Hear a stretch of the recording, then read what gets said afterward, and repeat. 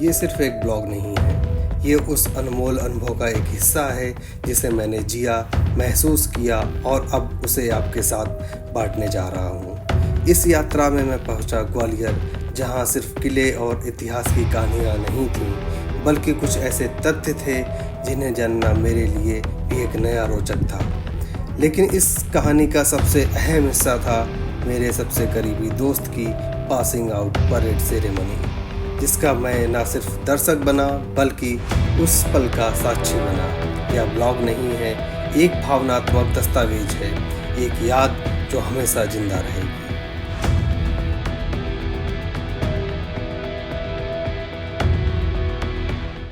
तो अभी सुबह के 10 बजे हुए हैं और मैं आज जा रहा हूँ ग्वालियर।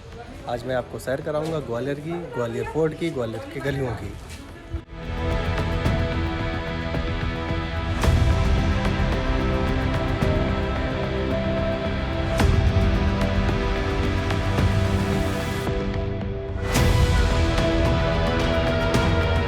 होटल से निकल के अभी हम लोग जा रहे हैं ग्वालियर फोर्ट की तरफ। मेरे पीछे होटल है, होटल स्कारलेट, इसे में स्टे किया है। रूम मिला है हमें 2000 का। तो अभी चल रहे हैं यहाँ से हम लोग।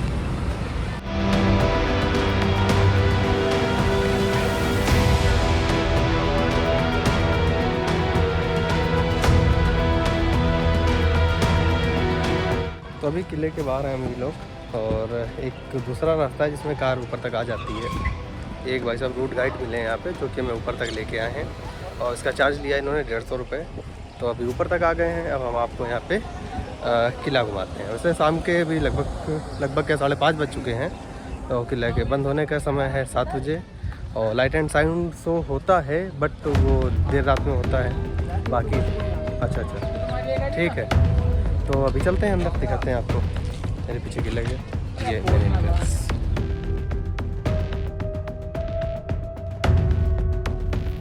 मेरी शुरुआत हुई ग्वालियर के किले से। भारत के सबसे मजबूत और सबसे ऊंचे किलों में गिना जाने वाला ये दुर्ग लगभग 8वीं शताब्दी से खड़ा है।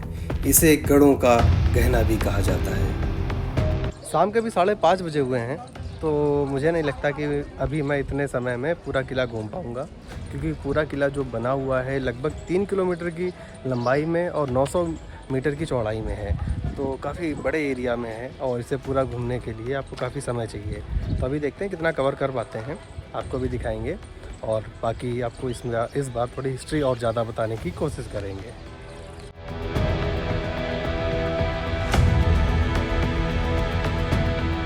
ग्वालियर फोर्ट को राजा सूरज सेन ने 8वीं सदी में ग्वालिपा नाम के संत के आशीर्वाद से बनवाया था। इसी कारण इसका नाम ग्वालियर पड़ा। इसी क्रम में प्रतिहार वंश, तोमर वंश, दिल्ली सल्तनत और मुगल, मराठा सिंधिया वंश ने इस पे राज किया है। तो मेरे जस्ट पीछे अभी है मानसिंह महल, जो अभी आपने फोटो में देखा होगा ब्लू कलर का टाइल वर्क है, जिसमें काफ़ी सुंदर है। बाहर से अभी अंदर चल रहे हैं और मेरे इधर पीछे है यहाँ पे टिकट काउंटर। आप चाहे तो यहाँ से टिकट ले सकते हैं या फिर आप ऑनलाइन कर सकते हैं। QR कोड लगे हुए हैं जिसमें 20 रुपये की पर हेड टिकट होगी। तो अभी हम लोग चल रहे हैं मानसिंह महल के अंदर और यहाँ के व्यूज़ आपको दिखाते हैं।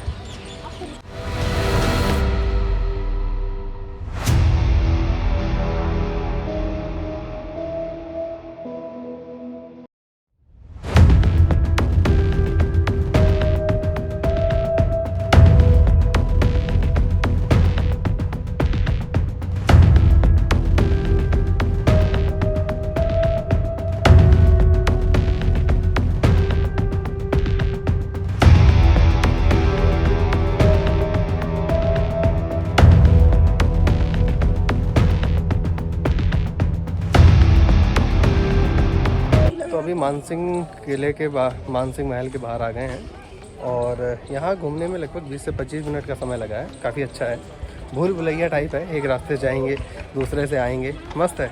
नीचे 3 फ्लोर तक का है और सबसे पहले आप ऊपर जाएंगे, फिर स्टेप बाय स्टेप नीचे जाएंगे और घूम के आएंगे। पूरा मस्त है, जरूर जाना। 20 रुपये का टिकट लगा है इसमें।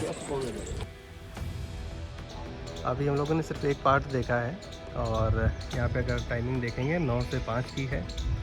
और इसके बाद अभी जा रहे हैं तेली का मंदिर और साधु मंदिर, जो कि भी 6:30 बजे तक ओपन रहेंगे। मानसिंह महल में आपको आधा आधा घंटा काफ़ी है। अच्छे से फ़ोटो शूट करा लेंगे, आप अच्छे से घूम लेंगे, एक एक चीज़ें देख लेंगे। चाहे तो आप गाइड कर सकते हैं, जो कि आपको डीपली एक एक चीज़ें बता सकता है यहाँ पे। और चाहे तो ना भी करें, अगर आपको थोड़ा सा नॉलेज है या थोड़ा बहुत आप रिसर्च करके आए हैं तो। और इसके बाद फिर आप जा सकते हैं तेली का मंदिर, सास बहू टेम्पल, जो कि यहाँ से थोड़ी दूर पे है। अगर आप यहाँ तक कार लेके आते हैं तो आसानी से कार से वहाँ तक चले जाएंगे। तो अभी हम लोग भी वहीं पे जाने वाले हैं पीछे। और ये जो एंट्री गेट देख रहे हैं अभी आप, जैसा कि अभी मैंने आपको वीडियो में दिखाया होगा, बताया भी होगा, ये अभी बंद हो चुका है। इसकी टाइमिंग 9 से 5 है। 5 बजे के बाद ये बंद हो जाता है। तो इसकी जो लंबाई में अगर हम देखते हैं तो ये लगभग 3 किलोमीटर लंबा है। तो जिसमें से सिर्फ आगे का हिस्सा एक पार्ट अभी हम लोगों ने ये देखा है, बाकी पीछे का पूरा बंद है। जिसमें काफ़ी सारे और भी महल हैं, जहांगीर महल है, कर्ण महल है, जो भी अभी आपने पढ़ा होगा।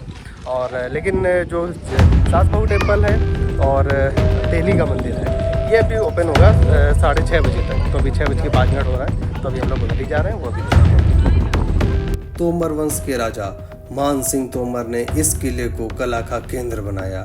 मान सिंह तोमर ने 1486 से 1516 तक इस पर राज किया। मान मंदिर महल उनका सबसे पसंदीदा निर्माण था।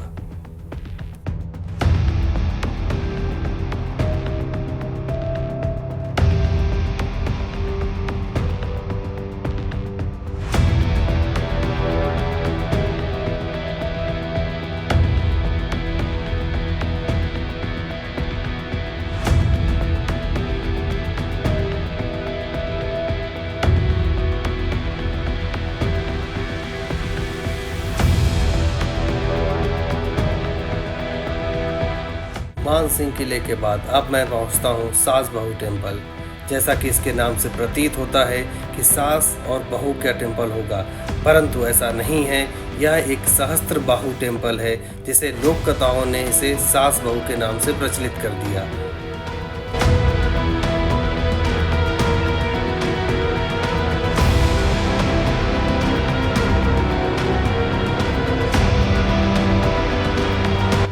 इसके बाद मेरी नज़र पड़ी तेली का मंदिर पर। ग्वालियर का सबसे ऊंचा मंदिर, ये 100 फीट से भी ऊंचा है और 8वीं से 9वीं सदी के बीच बना माना जाता है। इस मंदिर की विशेषता है उसकी अनोखी वास्तुकला। ऊपर से देखने में यह दक्षिण भारतीय मंदिर लगता है, लेकिन इसके बेस में उत्तर भारत की गुप्त शैली झलकती है। यही इसे खास बनाती है।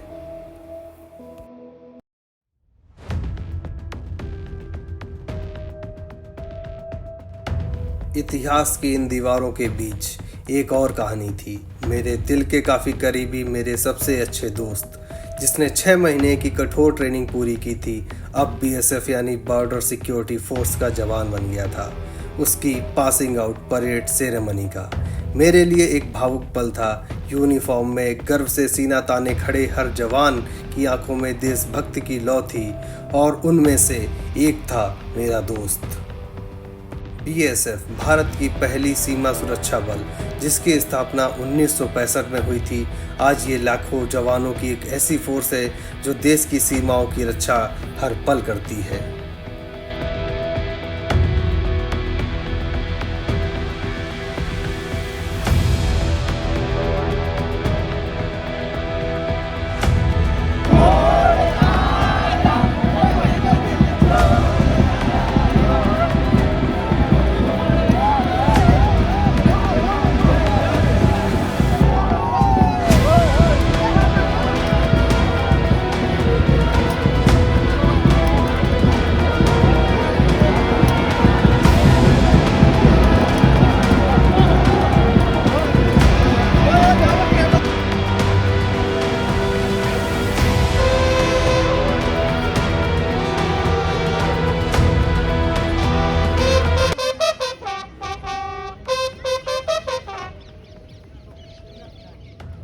आर्ट प्लेटफॉर्म में हमारे समक्ष होंगे।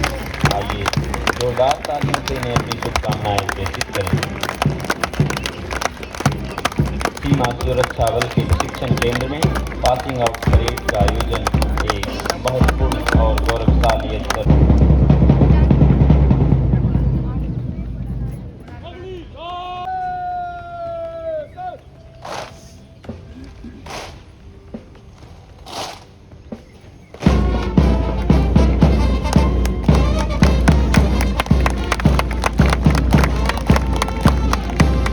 पर विद्यमान माननीय मुख्य अतिथि महोदय doctor Shamsher Singh IPS additional DG director PSF academy और इस समय मुख्य अतिथि महोदय को परेड की रिपोर्ट के महानिदेशक द्वारा प्रशस्ति पत्र से सम्मानित वॉलंटियर डॉक्टर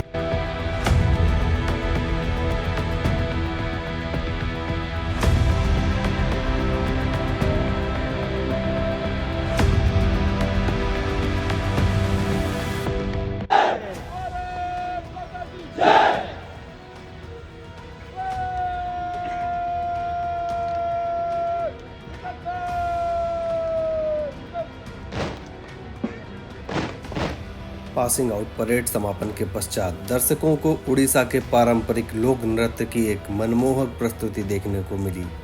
इस सांस्कृतिक कार्यक्रम को BSF की महिलाएं ट्रेनीज ने पूरे समर्पण और तालमेल के साथ प्रस्तुत किया।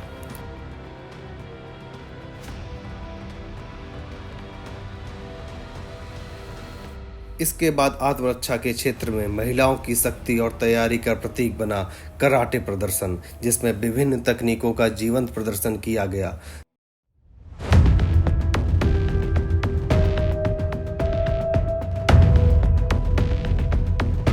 समारोह का अंतिम आकर्षण थे BSF के प्रशिक्षित श्वान, जिन्होंने यह प्रदर्शित किया कि वह कैसे कठिन और जटिल परिस्थितियों में सुरक्षा और सहायता अपने कर्तव्यों का निर्वाह करते हैं। यह संपूर्ण आयोजन न केवल अनुशासन और प्रशिक्षण का उदाहरण था, बल्कि भारत की विविधता और सामर्थ्य का सजीव प्रमाण बना।